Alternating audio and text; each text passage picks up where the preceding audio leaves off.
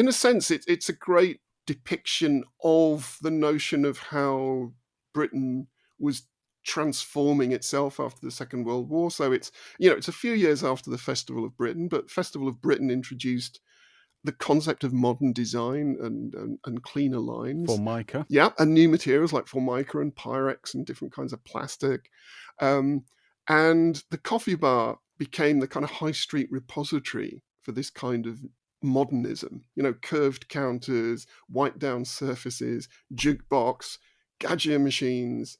All of this stuff is suddenly accessible. The first Soho coffee bar, in fact, the first coffee bar in the UK, opened. It was called the Mocha Bar, and it was round the back of Old Compton Street. And Gina Lollobrigida opened it. So there is this association of coffee bars with the continental, the slightly exotic. So there was already a culture around the coffee bar. So the Golden Disc is already on very, very safe ground. Why don't you come in below?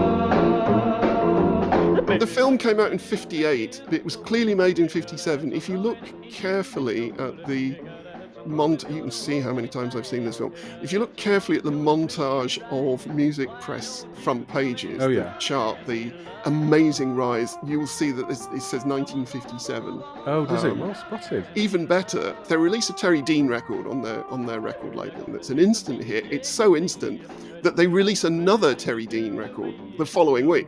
But if you look at the music press headlines for the second Terry Dean single, they're actually from the month before the first one. So they've actually travelled back in time for that sequence.